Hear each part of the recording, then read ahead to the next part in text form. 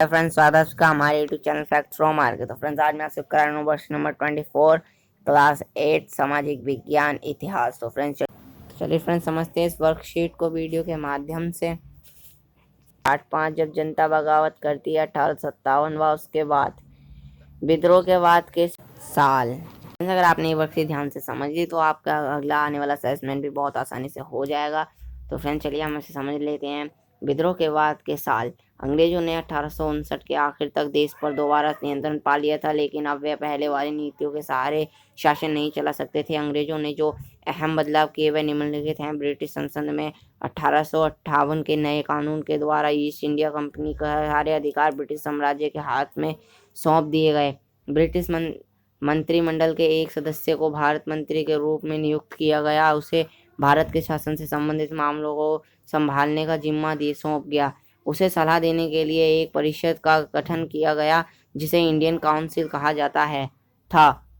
भारत के governor general को viceroy का अहोदे दिया गया। इस प्रकार उसे इंग्लैंड के राजा रानी का निजी प्रतिनिधि घोषित कर दिया गया।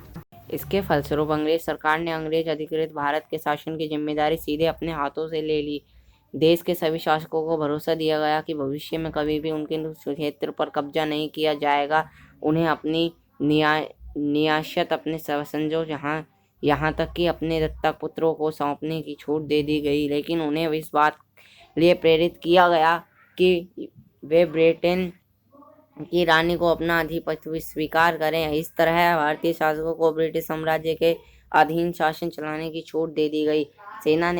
सेना में भारतीय सिपाहियों का अनुपात कम करने और यूरोपीय सिपाहियों की संख्या बढ़ाने का फैसला लिया गया। यह भी तय किया गया कि अवध बिहार, मध्य भारत और दक्षिणी भारत से सिपाहियों को भर्ती करने के बजाय अब गोरखा, सिखों और पठानों में से ज़्यादा सिपाही भर्ती किए जाएंगे। मुसलमानों की संपत्ति और जमीन बड़े पैमाने पर जब्त की गई। उन्हें संदेह और शत्रुता के भाव से देखा जाने लगा। अंग्रेजों को लगता था कि यह विद्रोह उन्होंने ही खड़ा किया था। अंग्रेजों ने फैसला किया कि वे भारत के लोगों के धर्म और सामाजिक रीति रिवाजों का सम्मान करेंगे। वो स्वामियों और जमींदारों की रक्षा करने तथा जमीन पर उनके अधिकारों को स्थायित्व देने के लिए नीतियां बनाई गईं। इस प्रकार 1857 के बाद इतिहास का एक नया चरण शुरू हुआ। तो फ्रेंड्स चलिए करते हैं इसके क्वेश्चन आंसर। बहुत आसान है, तो चलिए फ्रेंड्स कर लेते हैं इसके क्वेश्चन, जिसमें आपसे पहला क्वेश्चन पूछ गया 1857 के विद्रोह के पश्चात अंग्रेजों ने अपनी शासन व्यवस्था में क्या बदलाव किए।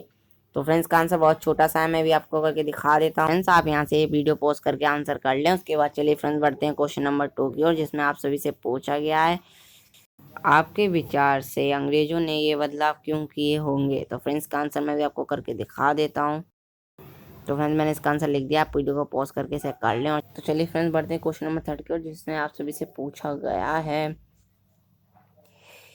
1857 के 50 सेना में क्या नए बदलाव किए गए। फ्रेंड्स मैं इसका आंसर आप सभी को अभी लिख कर दिखा देता हूँ और आप उसे भी वीडियो को पोस्ट करके कर लें। तो चलिए फ्रेंड्स मैं अभी लिख देता हूँ। फ्रेंड्स मैंने ये आंसर भी लिख दिया, आप इसे भी वीडियो को पोस्ट करके कर लें। और चलिए फ्रेंड्स बढ़ते हैं क्वेश्चन नंबर 4 की ओर, जिसमें आपसे पूछा गया है विद्रोह के परिणाम दूरगामी और सभी आयामों को प्रभावित करने वाले थे, टिप्पणी कीजिए। तो फ्रेंड्स का आंसर थोड़ा सा बड़ा है भैया। चलिए फ्रेंड मैं इसका भी आंसर लिख देता हूँ, आपसे भी नोट कर लें वीडियो को पॉज करके। तो फ्रेंड्स मैंने इसका भी आंसर लिख दिया, आप यहाँ से इसे कर लें। फ्रेंड्स के 3 पॉइंट है, बहुत आसान क्वेश्चन का आंसर बहुत आसान है। तो चलिए फ्रेंड्स बढ़ते हैं नेक्स्ट। फ्रेंड्स के साथ आपकी वर्कशीट पूरी हो जाती है। तो चलिए फ्रेंड्स मिलते हैं नेक्स्ट वीडियो में। इसका लाइक टारगेट है 100। तो वीडियो को शेयर करें, चैनल को सब्सक्राइब करें, बेल आइकन दबाना ना भूलें। चलिए फ्रेंड्स मिलते हैं नेक्स्ट वीडियो में। Thanks for watching once again.